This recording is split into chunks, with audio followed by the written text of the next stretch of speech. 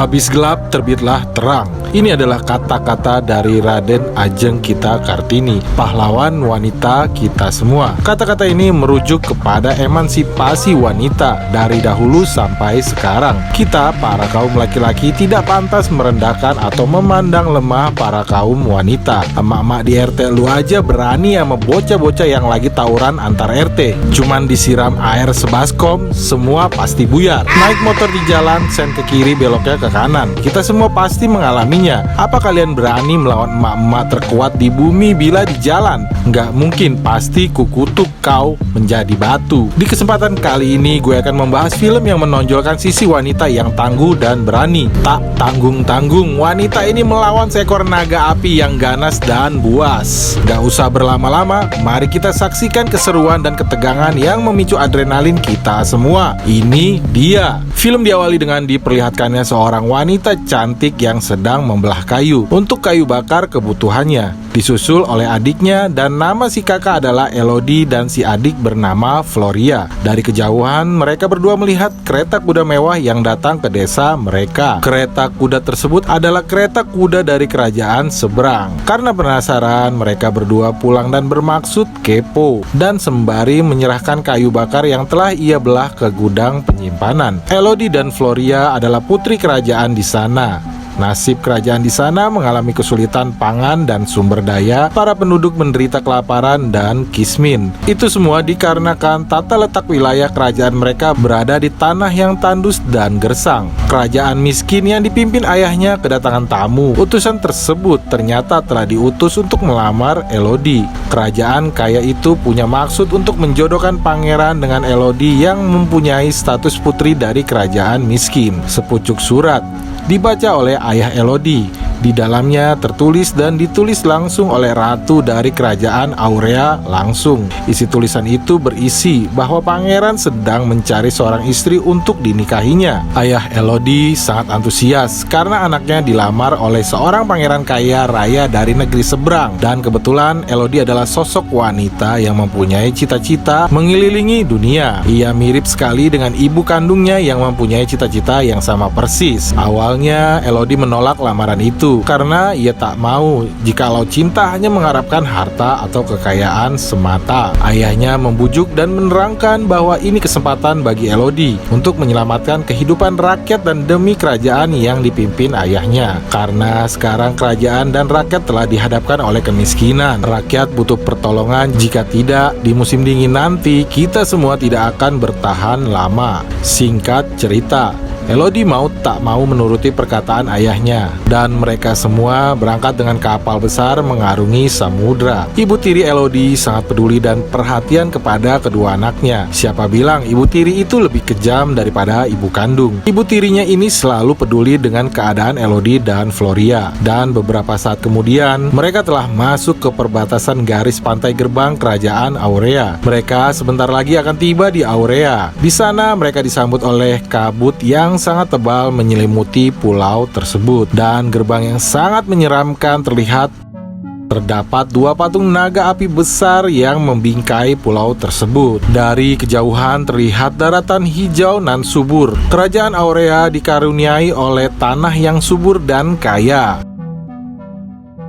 sumber daya alam yang melimpah ruah, rakyat yang selalu berkecukupan dan makmur. Berbanding terbalik dengan kerajaan Elodie yang sangat miskin dan mempunyai tanah yang tandus dan gersang. Saat mereka tiba, sekeluarga dijemput oleh kereta kuda mewah dan diantar menuju ke istana Aurea. Kekaguman datang dari keluarga Elodie melihat istana yang berdiri megah yang ada di hadapan mereka. Mereka disambut dengan ramah oleh kepala asisten kerajaan. Kemudian mereka diantar ke kamar tamu kerajaan untuk dipersilakan terlebih dahulu untuk beristirahat. Pintu kamar berlapis emas dan interior kamar yang mewah membuat keluarga Elodie makin nyaman dan kagum dengan fasilitas yang disediakan bagi mereka. Semua telah disediakan untuk keluarga Elodie, dan besok paginya mereka akan dijadwalkan bertemu dengan Pangeran Henry Aurea dan Raja juga Ratu Aurea. Di sini Elodie sempat ragu apakah Pangeran Henry adalah orang yang baik, pintar, dan apakah ia juga tampan. Elodie tersenyum getir memikirkan itu. Beberapa saat kemudian, Elodie diberi kesempatan untuk sendiri di kamar. Lalu ia berdiri di balkon dan melihat seorang wanita cantik di bagian menara istana yang tepat berada di seberangnya. Elodie tersenyum dan wanita itu juga tersenyum. Siapakah wanita itu, guys? Kalau ada yang tahu, komen di kolom komentar. Malam pun tiba. Elodie yang sedang santuy di atas kasur mewah sembari menggambar sesuatu karena gabut. Karena bete, ia kembali lagi nyari angin dan ke balkon istana. Walau angin malam dingin, ia sudah terbiasa karena mempunyai kulit orang Kismin. Ia melihat ke kamar seberang istana yang siang tadi melihat seorang wanita, namun sudah tidak ada. Kemudian pandangannya tertuju ke sebuah gunung nan jauh di sana. Dari kejauhan, ia melihat ada cahaya terang yang sepertinya dari nyala api. Elodie sedikit penasaran dan merasa ada keanehan. Dan dari belakang Floria datang ke kamar Elodie karena ingin ditemani tidur bersamanya. Mereka berbincang dan teringat dengan kenangan bersama ibu kandungnya yang telah lama meninggalkan mereka berdua. Dan keesokan harinya, Elodie beserta keluarganya bertemu dengan tuan rumah yaitu Ratu dan Raja Aurea. Elodie memperlihatkan first impressionnya kepada keluarga kerajaan Aurea. Ia memperlihatkan attitude juga keelokannya. Walau Elodie dan Floria berasal dari kerajaan yang kurang, namun mereka terdidik dengan baik oleh kedua orang tuanya. Ratu dan Raja Aurea terkesan dengan Elodie dan Floria. Mereka adalah wanita yang cantik dan juga mempunyai keelokan di dalam diri mereka. Dan setelahnya, Elodie dan Henry diberi kesempatan untuk mengenal satu sama lain. Dan ayah Elodie dan Ratu Aurea akan bicara empat mata. Setelah bertemu empat mata, ayah Elodie terlihat syok dan lemas. Ibu tiri Elodie langsung menanyakan hasil percakapan empat mata tersebut. Namun sang ayah memilih diam 1000 bahasa. Di sini Elodie terlihat senang dan bahagia karena sepertinya Henry Pangeran Aurea terlihat baik dan sefrekuensi dengan dirinya. Ini seperti sebuah mimpi. Elodie yang berasal dari kerajaan Kismin menikah dengan Henry yang berasal dari kerajaan kaya raya. Kilas cerita, ibu tiri Elodie datang ke Ratu Aurea yang sedang mempersiapkan altar pernikahan untuk anak mereka berdua.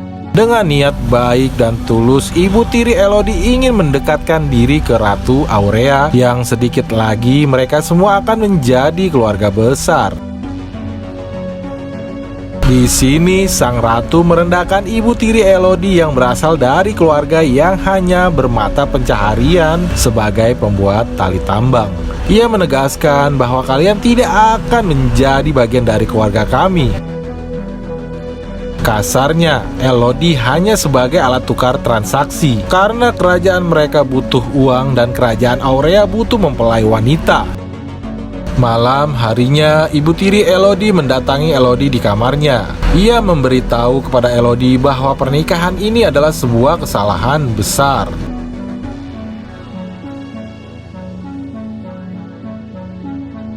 Ibu tiri Elodie sangat mencintainya karena si ibu tiri mencurigai ada sebuah kejanggalan dan keanehan dalam perjodohan ini.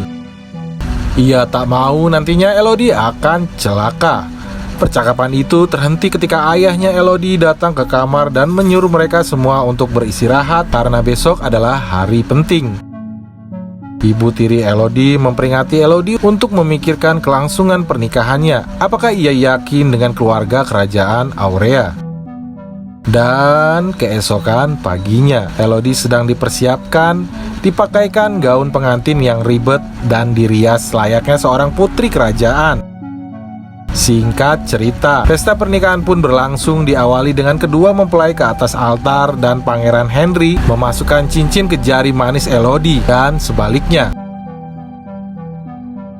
Di sini kita bisa melihat pemandangan yang sangat bahagia karena Elodie dan Henry secara langsung telah sah menjadi pasangan suami dan istri. Tidak sampai di situ, Elodie harus melaksanakan suatu ritual kuno yang sudah sejak lama diteruskan dan dilakukan oleh kerajaan Aurea. Elodie dan Henry menaiki kereta kuda dan diantar ke atas gunung yang ada di atas sana. Perpisahan yang sangat menyedihkan, di mana keluarga Elodie tidak tahu bahwa Elodie sebentar lagi akan celaka dan menghilang untuk selamanya.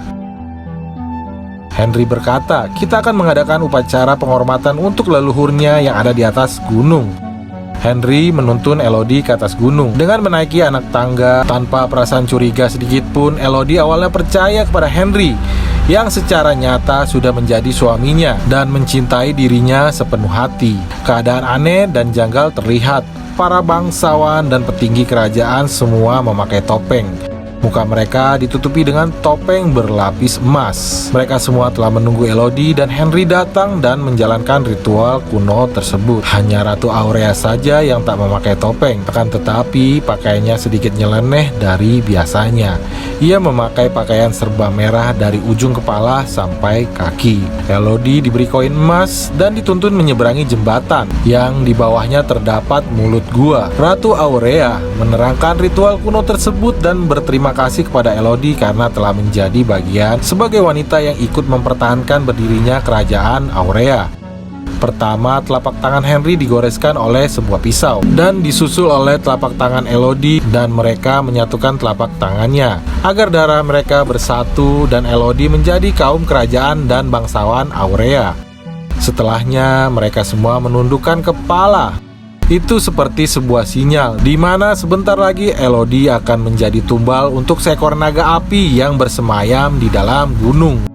Selanjutnya, Elodie disuruh melemparkan koin emas ke dalam gua dan acara telah selesai. Namun itu hanya alih-alih biar Elodie tidak menyadari bahwa ia akan ditumbalkan. Ketika menyeberang jembatan kembali, Elodie digendong oleh Henry dan Elodie disuruh menutup matanya sembari digendong. Elodie yang percaya kepada Henry sebagai suaminya tak mungkin mencelakainya. Ia menuruti perintah itu. Dan di saat di tengah-tengah jembatan, Henry berhenti dan tiba-tiba Henry melempar Elodie ke dalam gua. Dan Elodie terjatuh cukup dalam dan ia masih bisa selamat. Karena di mulut gua terdapat ranting dan akar pohon yang memperlambat ia jatuh ke dasar gua. Elodie tersadar dan bangun. Lalu ia berteriak meminta pertolongan, akan tetapi usaha dirinya tak membuahkan hasil. Malah suara teriakannya membuat dirinya semakin terancam. Seekor naga api terbangun dan siap memburu Elodie di dalam sana. Elodie sedikit berusaha dan mencoba memanjat, namun ia terjatuh. Dari arah dalam gua ada cahaya api dan suara seperti ada yang terbakar. Elodie lalu penasaran dan ia mendatanginya. Di sana ada seekor burung kecil yang terbakar dan tidak tahu kenapa burung itu bisa terbakar. Sungguh malang nasib burung kecil itu. Dan tiba-tiba ada suara mengerikan diiringi keluarnya burung-burung kecil yang sekarang lebih banyak terbakar oleh api. Elodie sangat ketakutan dan berdoa minta pertolongan kepada mendiang ibunya. Setelahnya, suara yang bergema dari dinding gua keluar seperti ada sesuatu yang ingin berdialog dengan Elodie. Elodie berlari dan bersembunyi di balik batu. Dan sosok menyeramkan yang berdialog dengan Elodie adalah seekor naga api raksasa. Elodie adalah persembahan bagi seekor naga api. Naga tersebut membuat janji kepada kerajaan Aurea yang mengharuskan untuk setiap setahun sekali Aurea harus memberi 3 tumbal wanita agar kerajaan Aurea tetap berdiri sampai saat ini. Dan di sini menjadi perburuan menyenangkan bagi sang naga. Semburan api panas disemburkan ke arah Elodie. Elodie dengan cepat berlari walau ia masih memakai gaun. Ia harus menghindari semburan api itu kalau dirinya tak mau mati.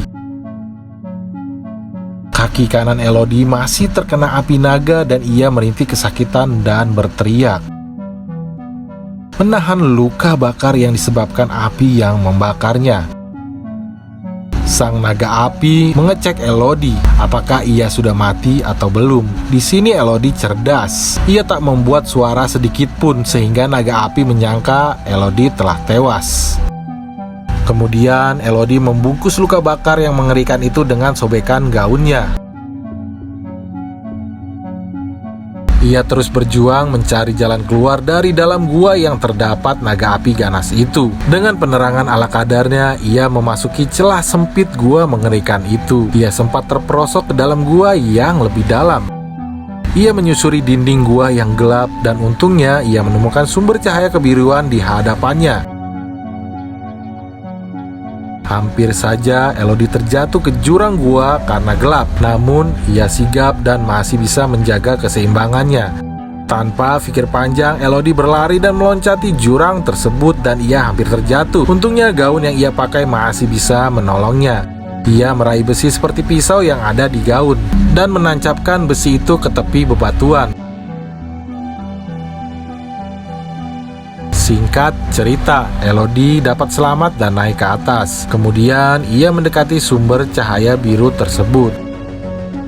Dan ternyata cahaya biru itu berasal dari ulat yang mengeluarkan lendir dan bercahaya biru. Elodie mempunyai ide. Ia melepaskan lengan gaun yang ada di kiri dan mengumpulkan ulat-ulat tersebut untuk penerangannya di gua.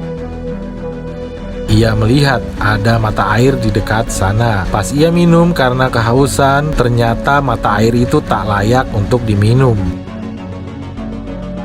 Namun, ia melihat tetesan sumber mata air itu berasal dari atas gua. Lalu Elodie membuka mulutnya untuk menampung tetesan mata air tersebut.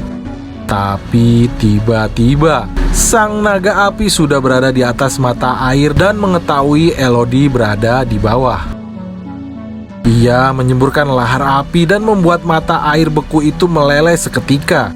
Untungnya Elodie dengan cepat dapat menghindar dari serangan tersebut dan berlari menghindari serangan naga api ke dalam lubang yang tak jauh dari sana.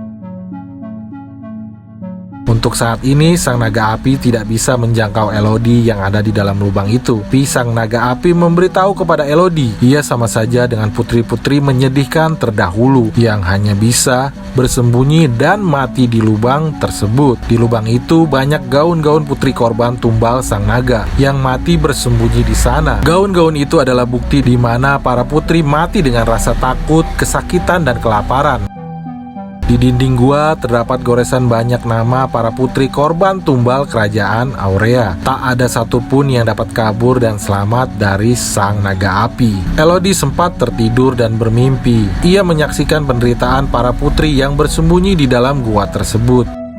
Mimpi buruk menghantui Elodie, dan apakah ia dapat berhasil keluar dan selamat dari sang naga api? Luka Elodie sembuh oleh ulat biru. Ternyata ulat itu dapat menyembuhkan luka, dan kabar baiknya ulat tersebut telah menolong Elodie dari luka yang ia dapati.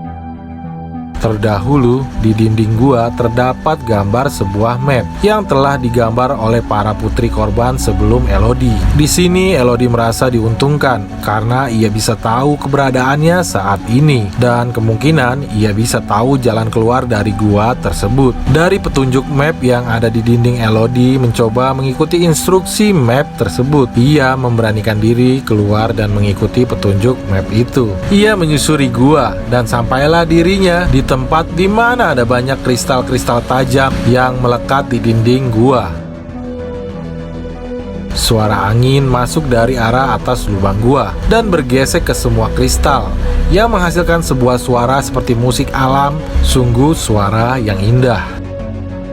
Dari instruksi map, Elodie percaya jalan keluar berada di atas. Dirinya harus memanjat ke atas. Ia membalut kedua kaki dan kedua tangannya dengan kain dari gaunnya. Kemudian menggunakan mahkota peninggalan korban yang dulu ia temukan untuk menolongnya memanjat tebing kristal yang terjal itu.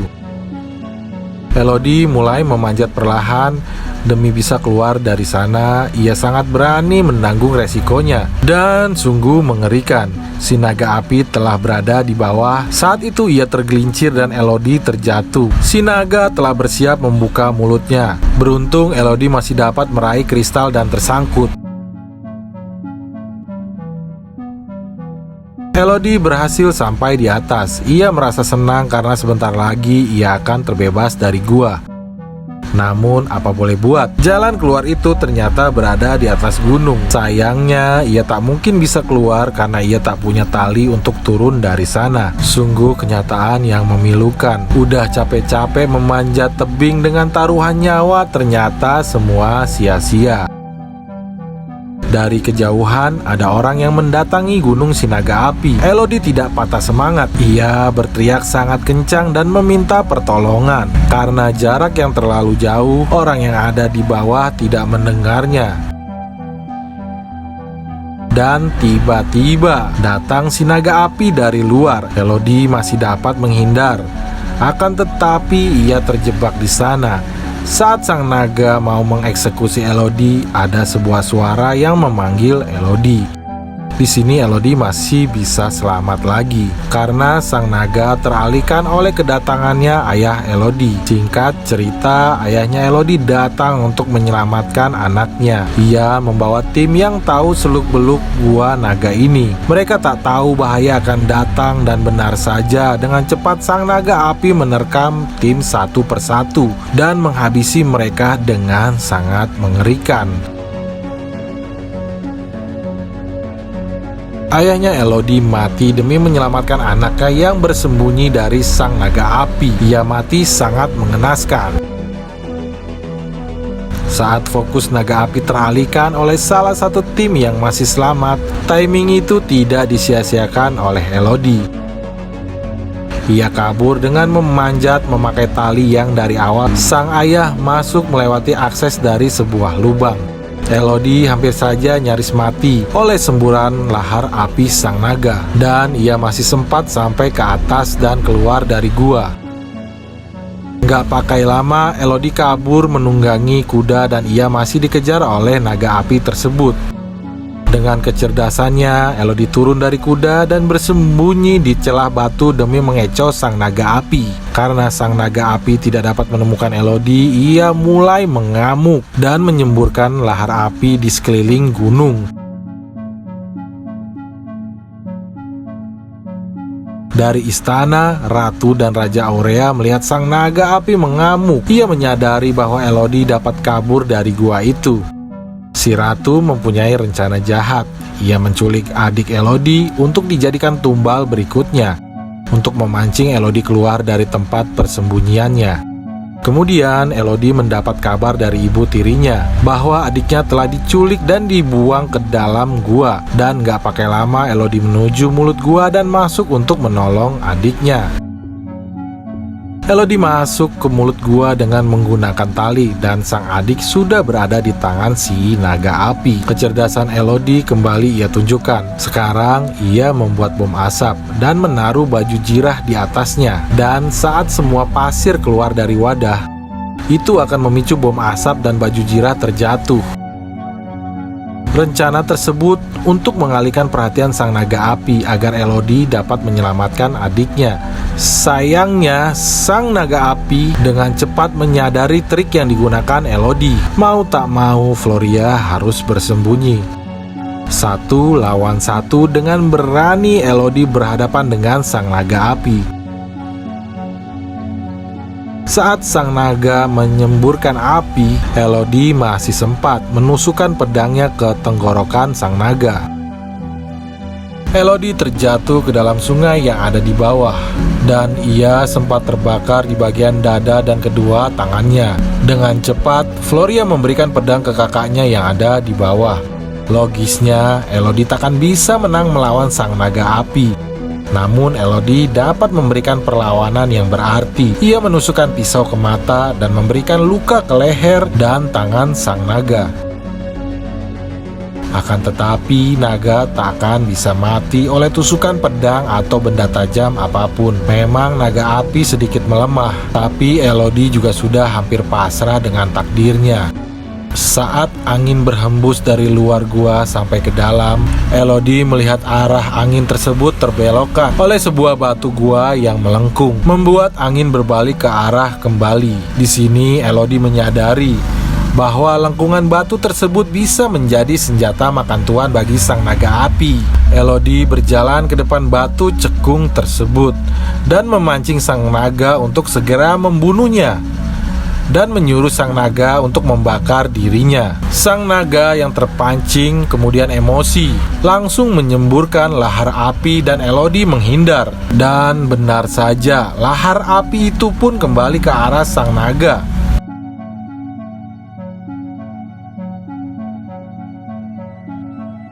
dan menjadikannya senjata makan tuan.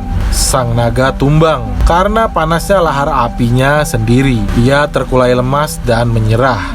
Di saat itu Elodie menerangkan semua kesalahpahaman sang naga. Ia telah ditipu mentah-mentah oleh kerajaan Aurea. Elodie menunjukkan bekas luka sayatan, di mana luka itu akan disatukan dengan luka Pangeran Aurea, dan darah mereka bercampur. Alhasil darah Elodie pun tercium sebagai darah bangsawan. Dengan begitulah sang naga api telah ditipu, dan selama ini sang naga telah menghabiskan nyawa para putri-putri yang tak bersalah. Mengetahui hal tersebut, sang naga memerintahkan kepada Elodie untuk menyudahi ini semua dan segera menghabisinya. Tapi Elodie tidak mau lagi menuruti perintah siapapun dan tak mau membunuh sang naga api. Malah ia mengambil beberapa ulat biru untuk menyembuhkan luka sang naga. Dan di akhir film, Elodie kembali ke istana dan datang terang-terangan di depan ratu dan raja, juga para bangsawan kerajaan Aurea. Ia menggagalkan tumbal putri ketiga yang sedang dilaksanakan. Elodie menyuruh mereka semua yang tak bersalah untuk lari dan pergi dari istana Aurea. Elodie sempat diremehkan karena ia hanya seorang diri datang ke sana. Akan tetapi dari arah atas istana datang sang naga api yang sudah sadar, dan sekarang sang naga api berpihak kepada Elodie. Semburan lahar api yang membara disemburkan dan melahap serta membakar seluruh manusia. Berikut istana Aurea yang megah. Dan film pun selesai dengan Elodie yang berada di atas kapalnya untuk pulang kampung beserta sang naga api yang ikut serta.